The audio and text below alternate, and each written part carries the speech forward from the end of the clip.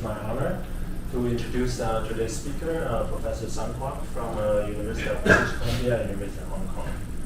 And for those who have not been in the industry long enough, I believe you've already learned that Sun was our director in 2003 to 2006. So in some sense, there's really no introduction in it. But let me just say a few words. Before Sun came here, he was a professor at the University of Calgary in Canada since 1983. And then in 2003, he came here serving as director. Then after 2006, he was recruited to University of Hong Kong as the chair of the Department of Physics and also the dean of the science faculty, a position which he held for 10 years. And during his long career, he also served as the president or vice president of many IU commissions.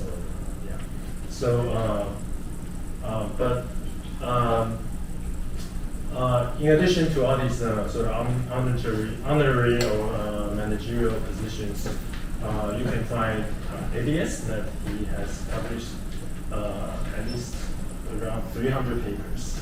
But to me, I think the most sort of important accomplishment for Sun is the many books that he wrote and published. So I have a list of the books which I would like to share with you. So in 2000, and he published his first book, The Origin and Evolution of Planetary Nebulae.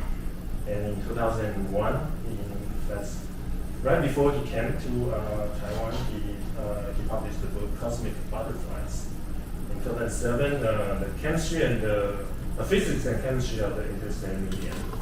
And in 2011, Organic Matter in the Universe. In 2013, Stardust, the Cosmic Seeds of Life. And in 2017 and 2021, he published a two-book series, Our Place in the Universe, the Understanding Fundamental Astronomy from Ancient Discoveries and the scientific approach to discovery. And we learned at today's lunch that the last two books are basically from the lecture that he gave, like a common course at the University of Hong Kong. So it's really amazing to see so many books published during his professional career. I don't have the full collection, but I do have two of them. And I found it's very useful for my teaching at the interstellar medium course. So you probably noticed from the book that one of his main research areas is about planetary nebulae and also the related astrochemistry. And for me, I'm also studying astrochemistry. You may hear often COM, which stands for complex organic molecules. But we study at the level of single molecules. And so he's going to talk about complex organics without the molecules. So you can see it's even more complicated, I believe. So with that, let's welcome Sun.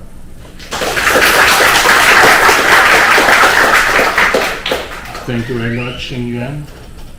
So we start with a little bit of history, the way we look at the universe. Aristotle divided the universe into two parts, which are above the moon and below the moon. Below the moon, everything is real complicated, it's changing, whereas above the moon, the stars and the planets, they are pure, they are everlasting. They only changed in the 19th century when dark lines were discovered in the spectrum of the sun, which 50 years later identified by Kirchhoff to be due to common elements. So this means the end of Aristotle's concept that the sun and the stars are really no different, or at least share some similarity with the Earth. Okay? Now, by about 100 years ago, astronomers have come to the view that the universe are made of galaxies, galaxies are made of stars, stars are made of atoms, and in between the stars there are interstellar clouds that could be also made up of interstellar gas.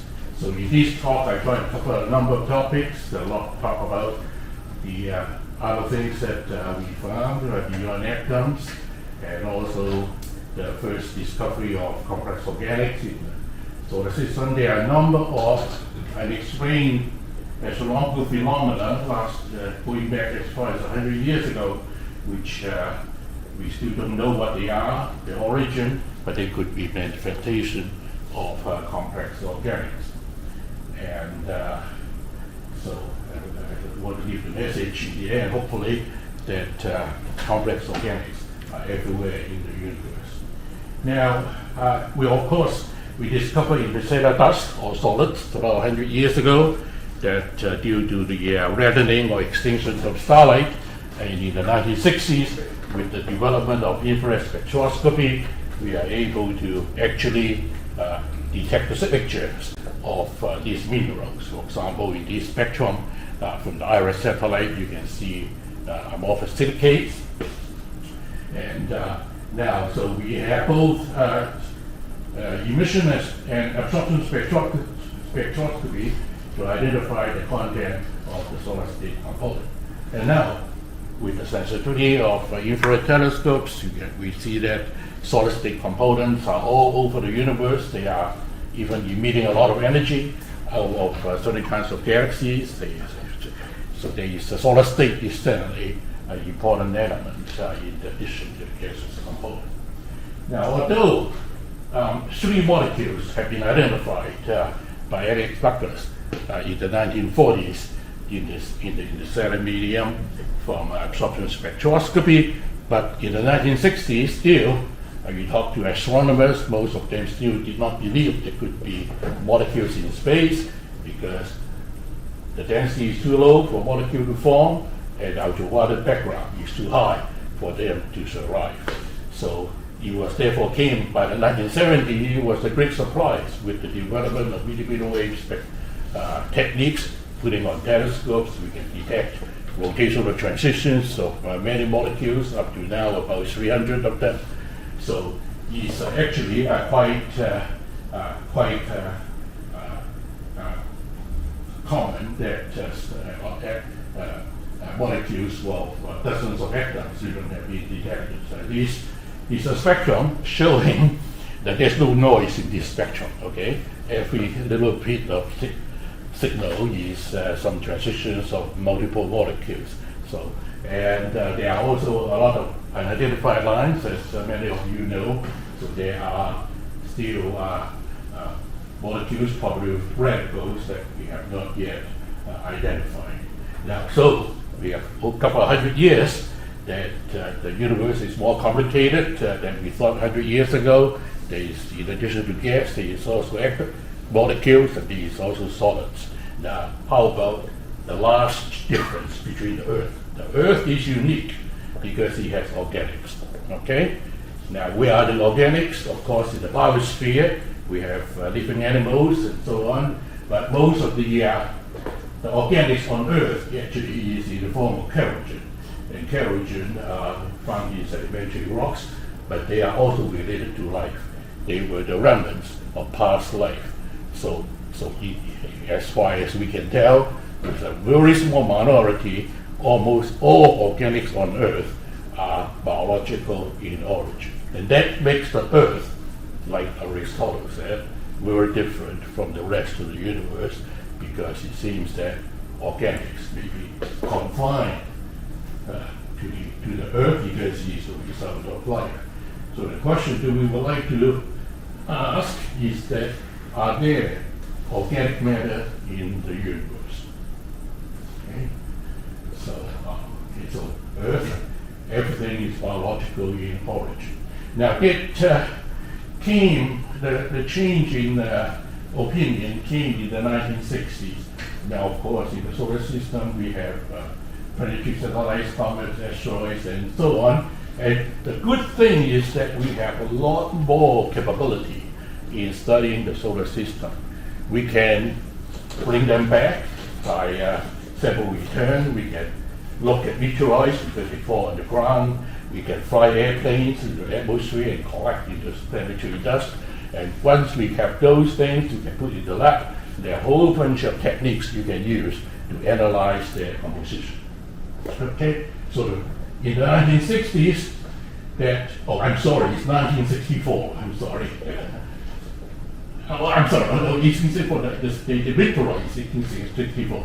So they from the laboratory studies that you can actually find that there are organic compounds, and those are not due to contamination by terrestrial organics. Okay, and they now, with modern techniques, actually every biologically related organic molecules or class of organic molecules have been identified in the volatile component of meteoroids. Now, they are not terrestrial in origin because, for example, we have identified over 100 amino acids, whereas in our body or in biological system on Earth, only 20 is used. The amino acids, equal amount, are in right or left-handed, and in the biochemistry of ourselves, we only have left-handed amino acids. So these are almost definitely a biological in origin. So somehow, in the solar system, he was able to synthesize complex organics, including many biological-like molecules, without having to do with life. Now, also in the case of nucleic acids, we apply nuclear bases that form the basis of the DNA that in our body, but different kinds of nuclear bases are also being identified. Okay, so now this should not be surprising by hindsight, because theoretically, you put carbon and hydrogen together, you put a little bit of oxygen or sulfur, there are a huge number of combinations of possible to have chemical structures. And what we have in terrestrial biochemistry is actually a very subset of what is possible. Okay, so in a way, this is not surprising. Now, so let's take a look at a little more detail other than this soluble component that I have mentioned. Now, there is in meteoroids, there are also an insoluble component, which can also be analyzed by various techniques, and one can have an idea of the chemical structure, they make up of both aromatic and aliphatic components. And just as an example, there's this kind of chemical formula, and the structure is amorphous, so they are not regular. Okay, so one can identify, for example, the kind of chemical bonds. Therefore, that's why we know that what kind of functional groups are there. For example, these represent the aliphatic side group. Now, in comets, as these audience know very well, that you can do astronomical rotational spectroscopy. Many molecules have been detected in the outflow of comets. But if you look at the nuclei of comets, they have made of complex organics. So this feature, as 3.4 micron, is due to aliphatic CH stretch from some aliphatic side group. These, for example, are due to missions that find comets. And you take a look at the comparison with the spectrum of cometary nuclei, and you find that it's very similar to the spectrum of terrestrial curvature, okay, which is our own biologically related organics. We look at asteroids. Many asteroids are reddish in color, they have very low albedo, and they are more, the colors are much more similar to terrestrial coal and other amorphous organics than with minerals or ice. Okay. So monosatellites, you can see that they have characteristic signature as 3.4 micron, which compared to astrotype, which is a similar feature here, again indicating that we have aliphatic side groups in there. Now we can fly an airplane to the upper atmosphere and collect in the planetary dust and bring them back to the Earth to analyze. And again, you see this 3.4 micron feature in the planetary dust particles. Now, of course, it is well known that Cassini mission land a probe onto the surface of Titan They found that Titan are filled with organics, also in sand dunes, in lakes, and in the atmosphere. In fact, the amount of hydrocarbon in Titan is more than the total total hydrocarbon reservoir on Earth. So there are lots of organics in planetary satellites. Now you may have seen the news report of these two papers about finding organic compounds in Mars and also in Enceladus. Now, contrary to the news report, they are nothing to do. They are not our signatures. Okay, at least I don't think they are. They are manifestation of kerogen-like materials on the surface. So I think they are abiotical in origin. So just detecting various organic compounds does not mean that we are detecting life. So the New Horizon mission to Proto, and you can see the color of Proto, which is again similar to the color of complex organics. So now the key question, of course, where do they come from, right? So for planetary scientists, most of them believe that they are either made at the early stage of the solar system, and they were made in situ, either, for example, in the atmosphere of Titan or on the surface of comets. So there are various chemical mechanisms that we propose that one can turn, for example, CO and H2 into hydrocarbons. So that is a commonly accepted theory of the planetary science community. Now, I want to go back to astronomy now. Now we already mentioned that they were unexplained spectral phenomenon in the 19th century, which later turned out to be due to terrestrial elements. Now, they are also the detection of helium in the sun, which represented a new element not found on Earth. But they are also failures in the sense that there's a green line in the corona of the sun, which were first thought to be another new element called uranium, but actually now we know it's due to highly ionized iron. Nebulae, two green lines detected in Planetary nebula, and after 70 years, they were eventually identified as the radiative decay of a metastable state of doubly ionized hydrogen. So it's not a new element after all. Now, however, we still have many unexplained phenomena that we are facing today. The longest history is the diffuse interstellar bands. Almost 600 bands have been discovered. There are data of exceptionally high signal to noise. They are seen in over 100 line of sights. They are seen in external galaxies. But out of these 600 lines, only 2 lines are identified as of now.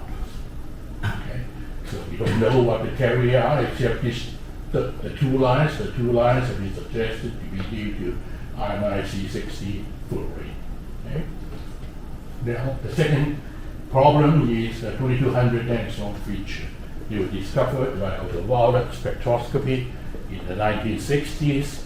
And this, you look at any line of sight, you look at the extinction curve, there's a huge bump at 2200 angstroms. And what is it due to? Okay? So the peak wavelength is very well defined, the profile is well defined, but we don't know the origin of this feature. Another very common phenomenon in our galaxy is the extended red emission. So these are broad emission in the optical, and they are believed to be the result of photoluminescence and powered by ultraviolet photons.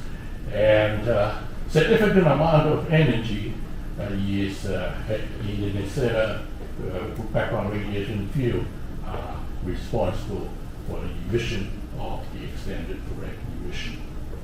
Okay. Now, I mean, we don't know what it is, but we know that it must be due to some very common elements, probably carbon, because the amount of energy involved is so large. So this is a very strong feature discovered in the sky survey of the IRIS satellite, and they have the wavelength of 21 micron feature, and the detailed spectroscopy shows it has a very consistent peak wavelength and profile, and there are no substructure, so it's not due to some molecule, but probably a compact solid.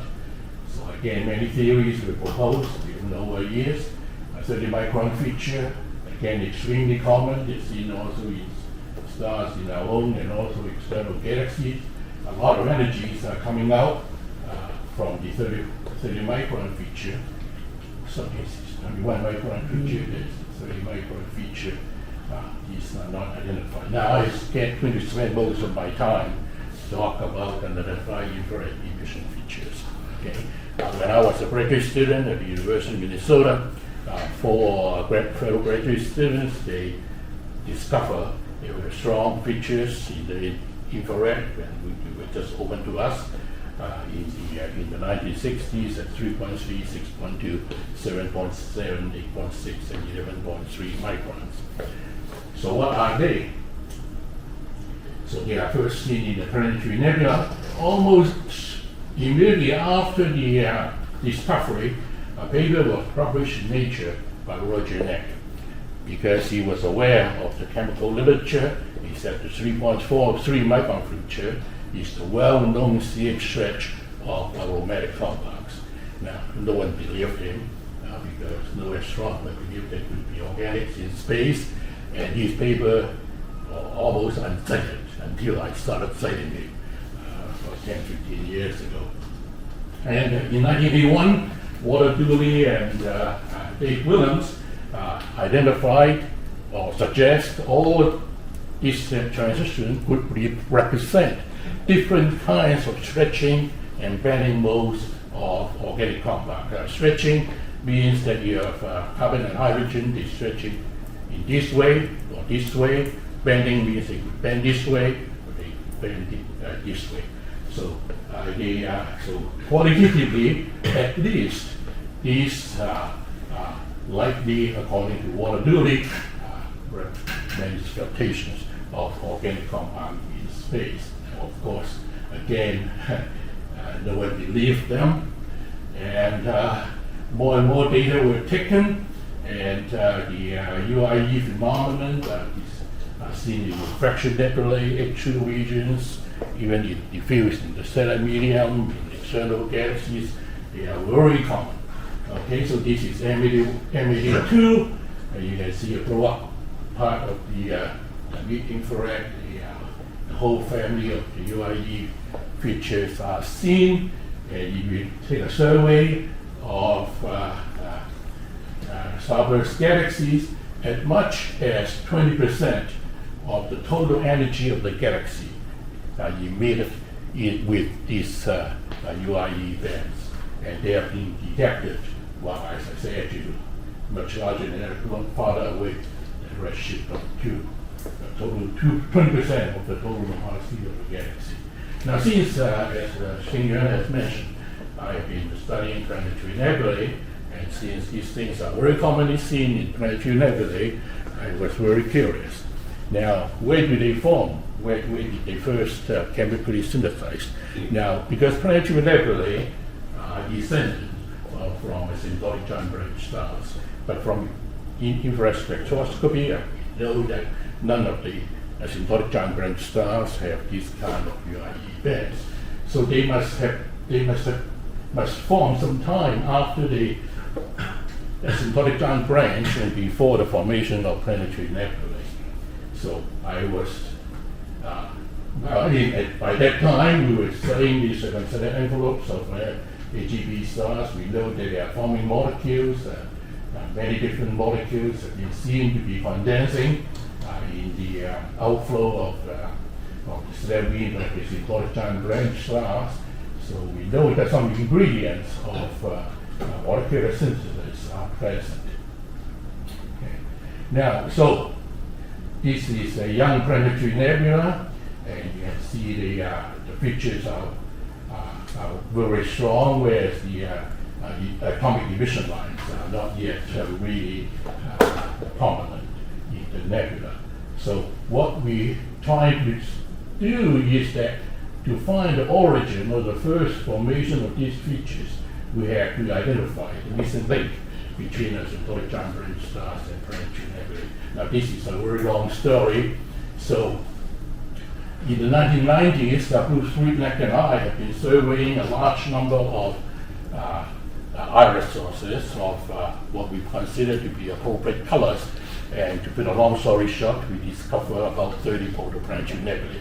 That means planetary objects that are evolving from the synchronic giant branch star, but are not yet planetary nebula because they don't have any emission lines. There's no photoionization yet. So this shows some of the Hubble Space Telescope images that we took with the planetary nebulae that we discovered, protoplanetary nebulae. And after that, we proceeded to do spectroscopy, follow-up spectroscopy.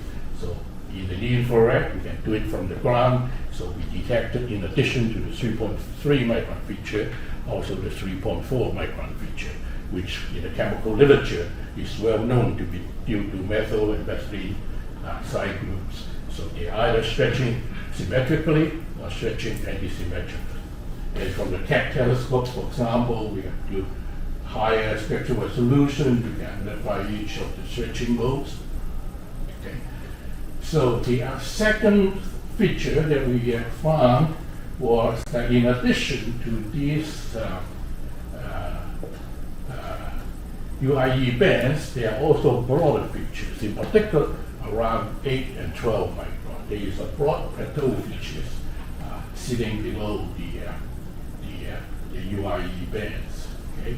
So we suggest in 2001, together with Peter Bernard, that the 8 micron feature is due to a superposition of many aliphatic side groups undergoing in-plane banding. Because many aliphatic side groups, you look in the chemical literature, all have banding modes around 8 microns. So if you have a lot of junk in the system, they all radiating at slightly different frequency, and therefore you have a broad feature. Similarly, at 12 micron, so many aliphatic compounds have out-of-plane banding modes around 12 micron.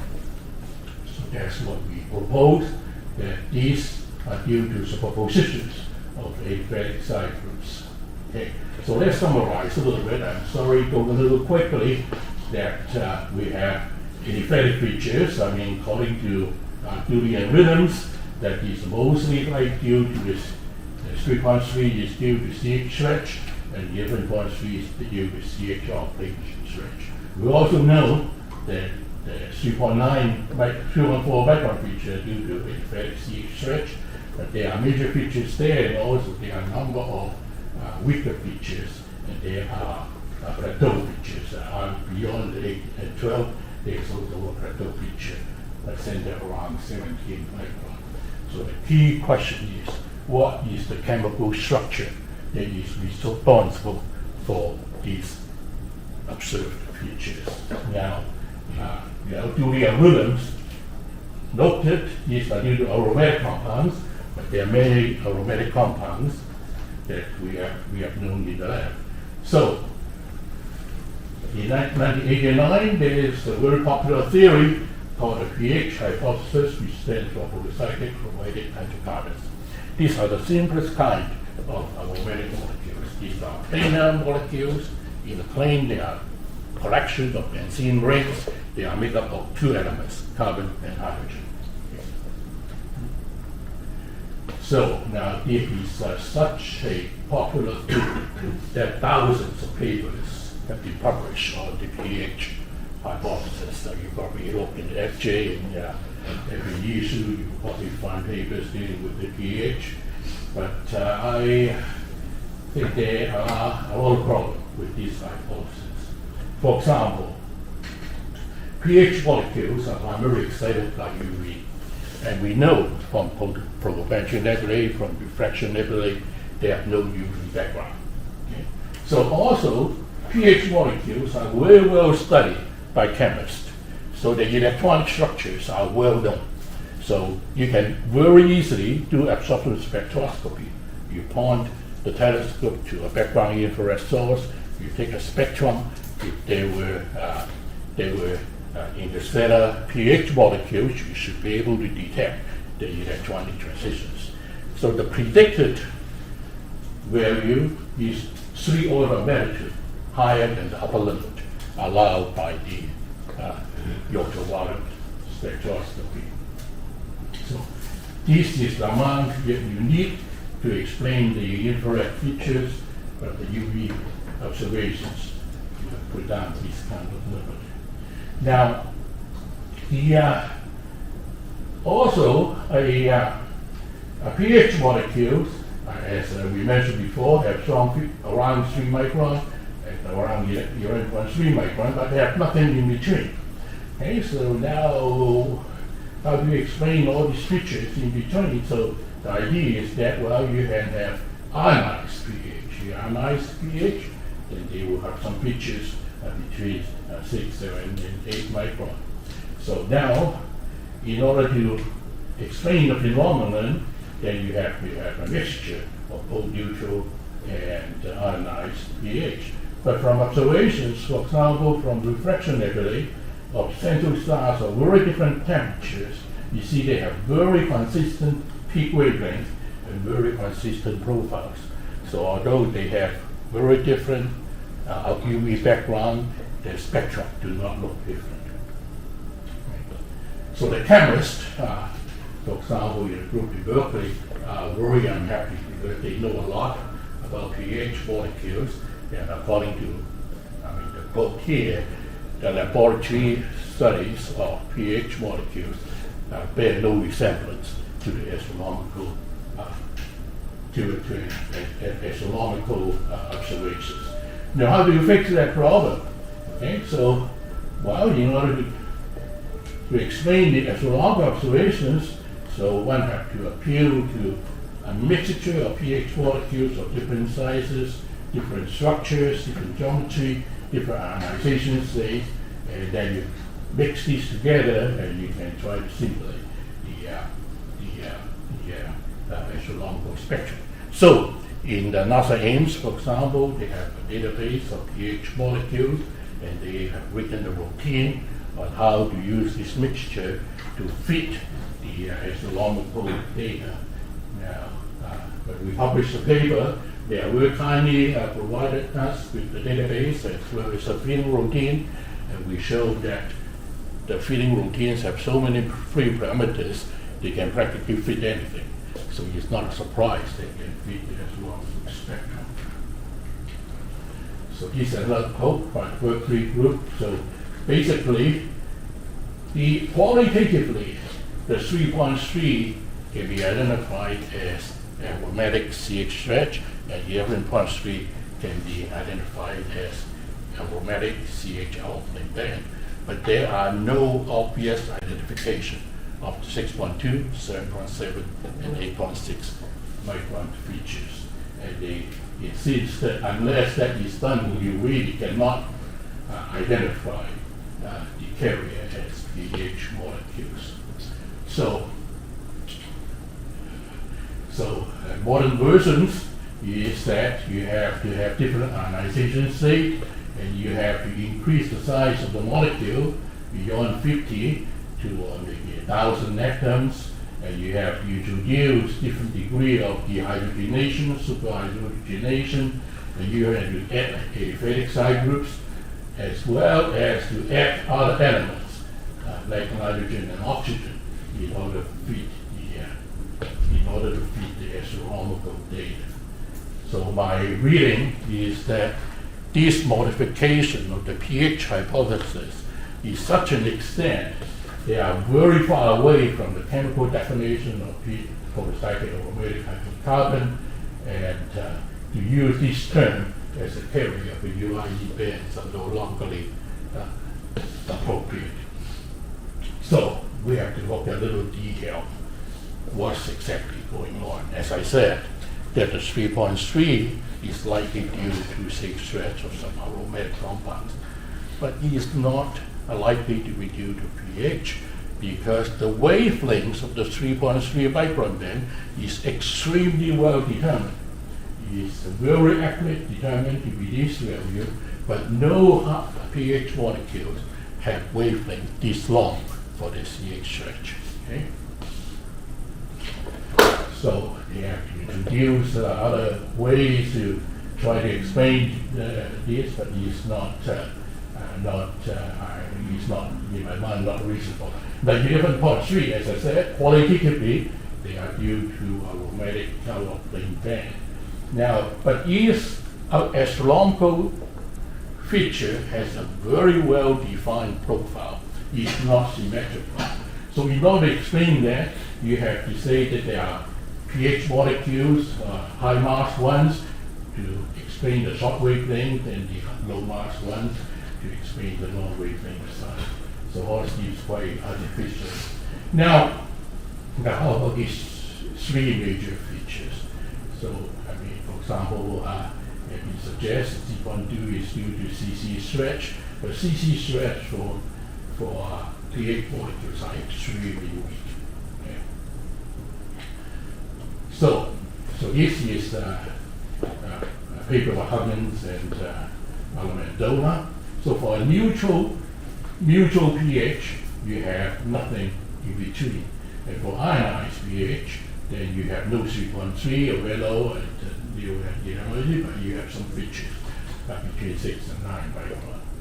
So to explain the astronomical observations, you have to simultaneously have the combination of neutral pH to explain the 3.3, 11.3, and ions to explain 6.2, 7.7, 8.6. But as I was mentioning, that the astronomical observations, the profiles and the peak wavelengths and so on are universal. They are not dependent on the ionization state of the surroundings. So, well, I mean, it's not pH. Then what is it? Now it turns out you just mix two elements, hydrogen and carbon, and you combine them, they can form a variety of amorphous hydrocarbons. Okay? So this is diamond, pure carbon, with no hydrogen. This is pure carbon, but this quantity is graphite, and you add hydrogen onto the base. Along the baseline, then you have pH molecules. But actually, you can have anything within that triangle. And actually, that is what happens. If you take a collection of hydrocarbons and you bombard them with energy, whether with laser, radio waves, electric discharge, sparks, whatever, you put some energy and you let the stuff evaporate and you collect them on a cool substrate, and you then take out the stuff and you analyze them. What do you get? Now, there are many different techniques in the laboratory that have been done for this kind of simulation. They all form different forms of amorphous hydrocarbons within that triangle. Okay? Now, these are not commonly, you say they may be artificial, but these are the natural products of such process. Of course, once you form them, you make a spectrum, right? So you can see that the spectrum on top is one of these artificial products, and below is the spectrum of the Planetary nebula 22 plus 50, 50. So you see that there are some similarities in there. So they are natural, the features are naturally appearing and naturally brought. This is another from the group in France, from Saclay, the laboratory spectrum compared to Planetary nebula. Again, they are not exact, but there are some similarities. So, that us to propose an alternative theory to the origin of the UIE bands, and we call it MONS, standing for mixed aromatic aliphatic organic nanoparticles. Okay? So what are these things? These have islands, or single ring, or two ring, or three ring, aromatic rings, and then they are attached by adiabatic chains of different lengths, different orientations, and they are also containing impurities. So you could have yellow here, like oxygen, sulfur, oxygen, or nitrogen. So these things are amorphous. So this is another example of a one molecule with 169 carbon atoms, and you can see that the structure is very disorganized. So they are very different from a pH molecule, which is regular. So now the problem is that we don't know about theoretically the vibrational mode of these molecules, okay? Because chemists are satisfied once they understand the fundamental principles of molecular vibration. They say a single molecule with CH stress, they produce something around 3.3 micron, so to them they understood the problem. Now they don't really care. Just like a physicist, you understand the hydrogen atom, you don't care about the quantum mechanical calculation to get the spectrum of oxygen for that kind, right? So chemists have never done anything with it. So, but with modern quantum computing techniques, we now have the power, at least, to try to do the vibrational analysis of complex organics. So what we did is that we start with something simple. We first started with pH molecules, and we attached some adiabatic groups to it, detach them and see how they're different.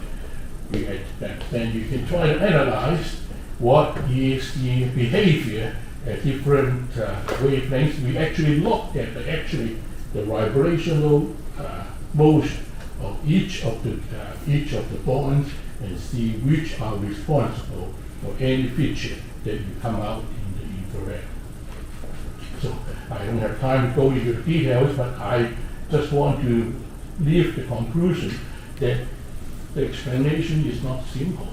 You cannot like a simple molecule. You say, oh, this is a tetra mode, this is a van mode, or already. A lot of these infrared features are the result of couple modes. So that means it takes a lot of work to actually know the origin of the so there's some example of the molecule that we calculated. So these are, and we try to identify the features and which origin or dynamical origin of these molecules are. So I mean, this is a very preliminary. I mean, so you have bring up more complicated species and you put them together, they seem to converge into some kind of major features.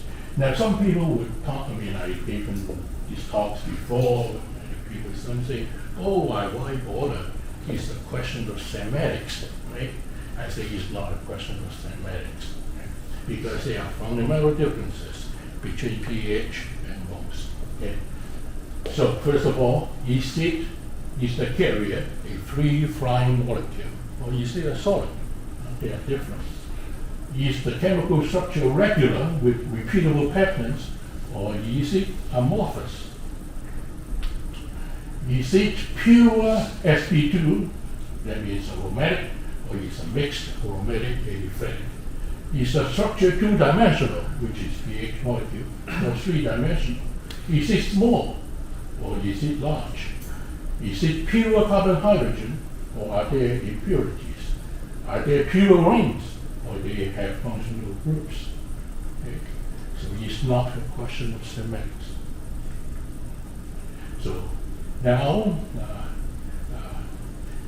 pH community revising the hypothesis.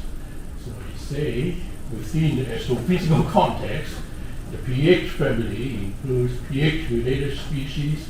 For example, pH with side groups, heterosubstituted pH, fully oxygenated dihydrogen pH, and pH clusters. Well, if that were the case, they are much closer to bone than to the chemical definition of pH. So I don't think it's correct to say that if that is what you believe, you still call them pH. Now, you say, well, these complicated things, how can they form? We don't know how they form. But I do know that molecules are forming in the expanding envelope of AGB stars. And they are forming very quickly. So because the time scale of the envelope is limited, but the dynamical time scale and also by the evolutionary time scale. So they're talking about a couple thousand years. So whatever chemical synthesis have to be happening within that time scale. And we also know that we have molecules like HCN, HC3N, methane or whatever, and then at the late stage of the AGB stage, we have acetylene. Acetylene is a linear molecule, but they only appear at the later stage of AGB. And then from acetylene, you have diacetylene, diacetylene, triacetylene, accumulating in the form of benzene, which are detected in those planetary nebulae. So once you form benzene, different benzene groups could get clustered together to form islands of aromatic rings. And nature is not clean laboratory. Once you form the rings, all kind of junk will try to attach to it. So you have all kinds of radioactive cycles which can be attached to the peripheral of the aromatic rings. So this is discussed in this paper. And we don't have any proof that this is a mechanism, but at least this is the scenario that it could be happening. Now the good thing is that in a circumstellar envelope, we actually is the only place we see chemical synthesis going on. Now in the interstellar cloud, you have a spectrum. You don't know how long the carriers have been there. But in a AGB stars or planetary nebulae, you know the whole time scale is 4,000 years to 10,000 years. So you know everything is happening. Actually, you can do maps and you can tell that which molecule form first and which molecule form second. So they can form in very low density conditions over very short time scales. Now, and some people also told me, I don't care, whatever you want to call it. But you do care, because the pH hypothesis is used by many people in galactic astronomy to use them as to trace traces of star formation, fraction of elemental and chemical evolution of galaxies, and estimation of the background radiation field. A lot of people are relying on the results of the pH model to study galaxies. If their premises are wrong, all these results are wrong. Okay. Now, they are also not limited to planetary nebulae. They are seen everywhere. They are now seen in distant galaxies, and now you can use the UIE bands to actually determine the redshift. And the latest paper is from JWST, a redshift of 6.7. I'm sorry, this is for the 2200 angstrom feature, but this is the 3.3 micron feature. So this is at redshift of 4.2. So very early stage of the universe, we're already having organics. And you can map these features in the galaxy. They are distributed across the halo of the galaxy. Okay, so I just raised questions, so I can answer questions. So the questions are: do the diffuse in the stellar band, ended feature, DRE, UIE, do they originate from a common or similar chemical carrier? Are they carbonaceous? Well, some definitely, mostly are. some may be. So are they amorphous hydrocarbons? How do these complex organics get synthesized? What is the role of organics in the universe? Because, as I mentioned before, some starburst galaxy, 20% of the total energy of the galaxy are coming out from the UIE bands, so they are important. Yeah. So now, this is more speculation. Are they responsible for the organics we found in the solar system? Okay? Now, we in Planetary nebulae are making all these complex organics and ejecting all over the Milky Way galaxy. Some of them will be embedded into the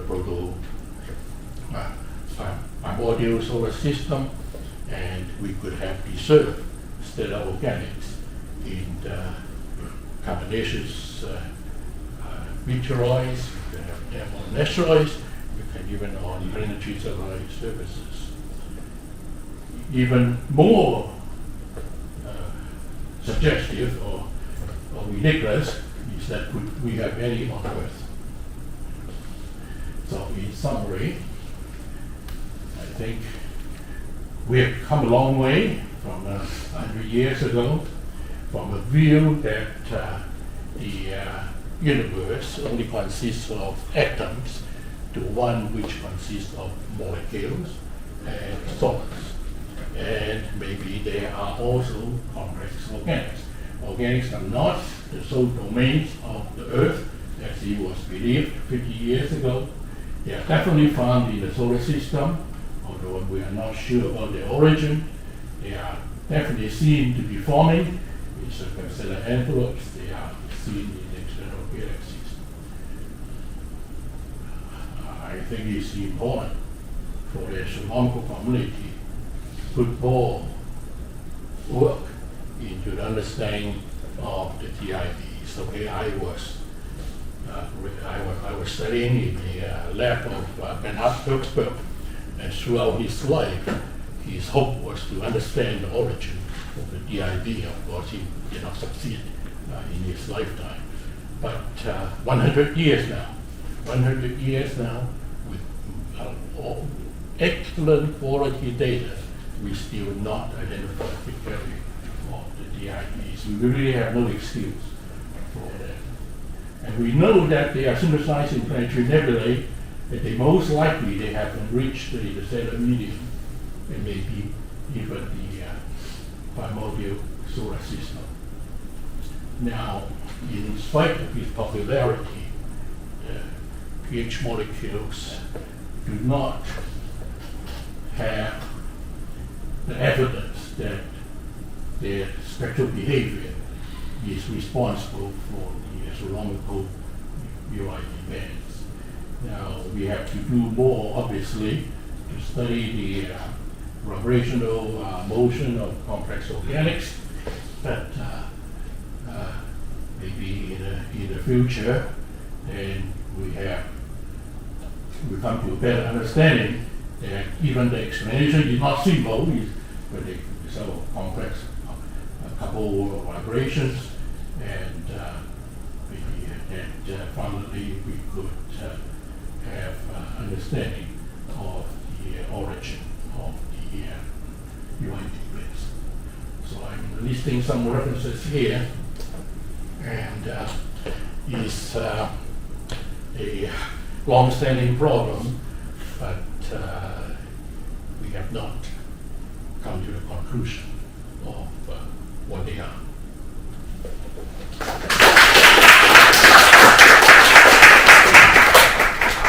Okay, floor is open for questions.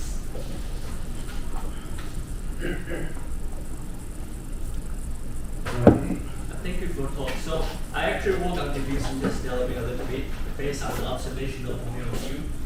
But it's a really difficult question as far as I know, as you mentioned. So I'm just curious about what's your suggestion in terms of observers can do to help to better understand the nature of those DIB observation lines. DIB or UIE? DIB, or I work on diffuse interstellar bands, but okay. Other systems. Right now, that DIB in terms of data, there are already plenty of data. I mean, the data are extremely high quality. In terms of data, we need more work in the lab. I mean, on Friday I'm going to see the Yuantang in Taipei. We need camps like him to study the behavior of radicals that we don't have on Earth. We don't have naturally on Earth. So I mean, my own bias is that these are probably radicals of some kind. Okay, so or even large molecule radicals. Okay, so that's why we don't know anything about them, right? You know. So I think in the case of EIB, the solution will come from laboratory. So I guess our job is to talk to our friends in chemistry and then point Well, them to to get them to be interested in this problem. Okay, because like I was saying, chemists are interested in principles. Once they understand simple molecules, they are very happy. There is nothing for them, I mean, in a complex molecule. But to astronomers, like I was saying in the first slide, we are gone beyond Aristotle. We live in a dirty world, okay? We don't live in a simple world. So we cannot say that the world is simple.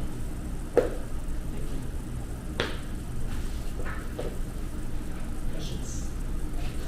If no question, I have one. Sure. Yeah, thank you for the great talk. I'm wondering if the study you presented today could be related to the understanding of origin of life. Yes.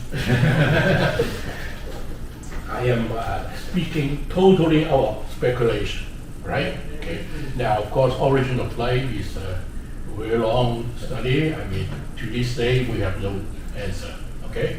We don't have any chemical mechanism that can lead us to we can make simple molecules like I was saying, abiotic processes, but there's a big jump to life, okay? So now the traditional way of thinking is that once you have the building blocks for life, you have the proteins, you have the amino acids, then somehow life will come out of it. Now, so in the past, most people are concentrating in creating these prebiotic molecules. But what I'm showing here is that we already have prebiotic molecules everywhere.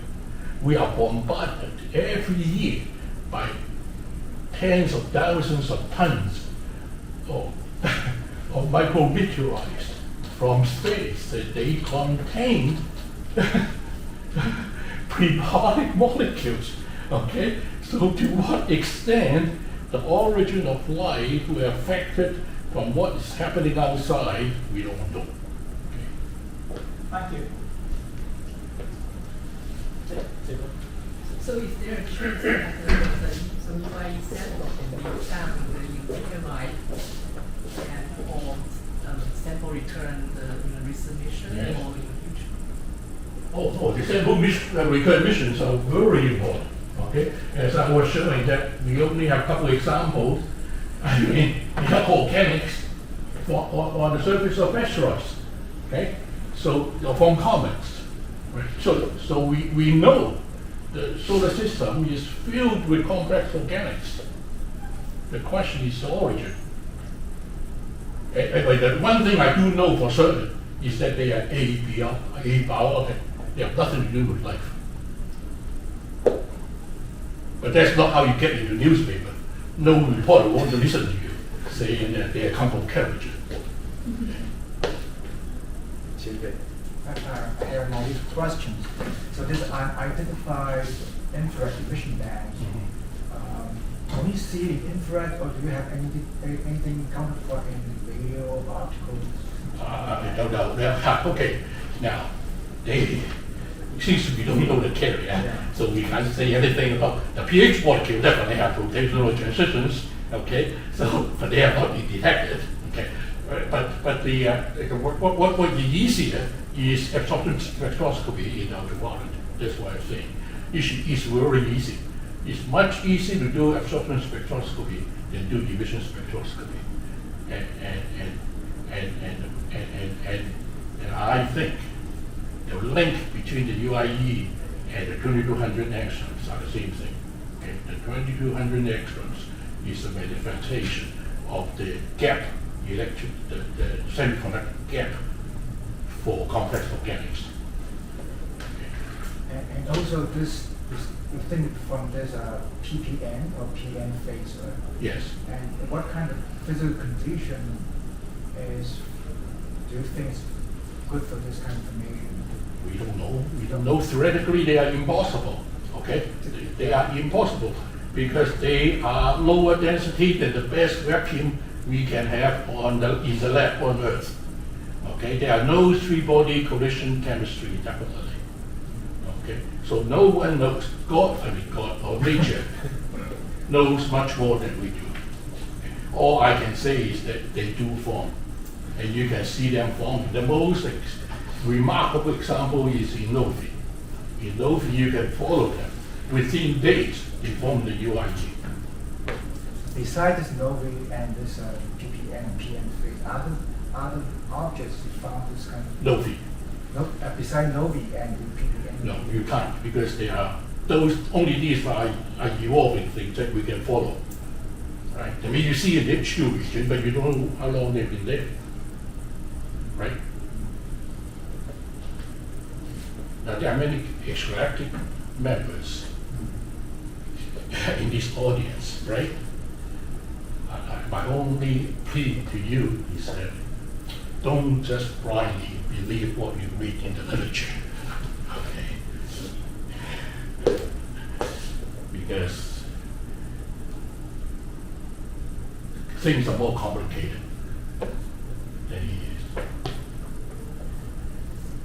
Very naive question. Are these complex organics also found and observed in the orange emerald stars? Yeah. Only in coverage. Coverage. The orange, we don't nothing. Staircase. Because of those locking up.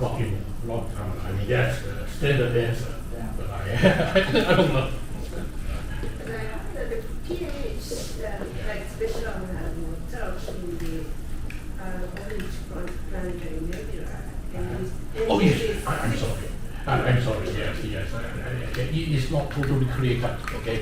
So what we define by OH actually is by optical spectroscopy, right? And they are. I'm very sorry. There are exceptions. They are UIEs in some non-carbon-rich planetary nebulae. But what I was trying to say was, I'm sorry, I forgot what I was trying to say. Yeah, but it's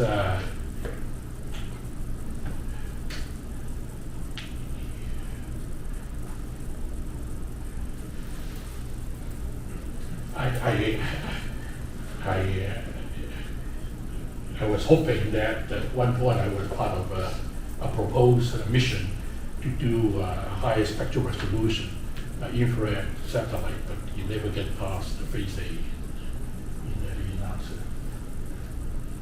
Okay, time's pretty much running out. Any last minute questions? Okay, Very last one. naive question.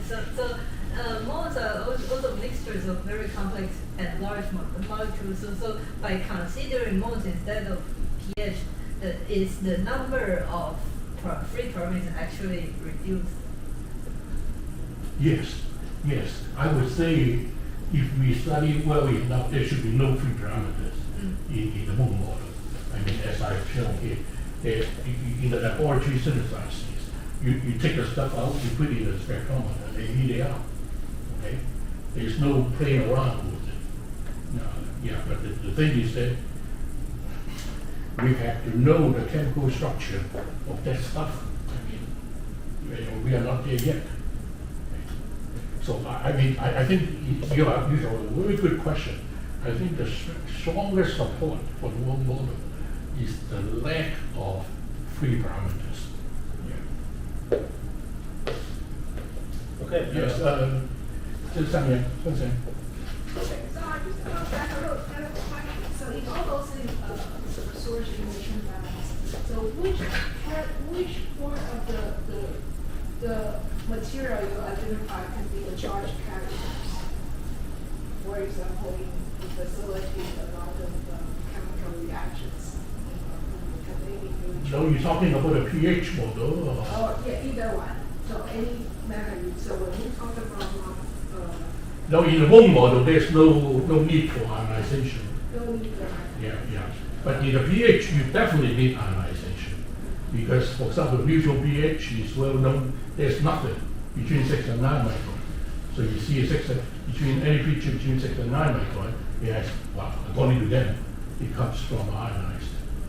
So it's really been carried very far. I mean, people even measure tiny differences between the 8.6 and 7.7 and 11.3, and they say, oh, this galaxy has more UV radiation than that one. I mean, which is crazy. Because your premises is not right.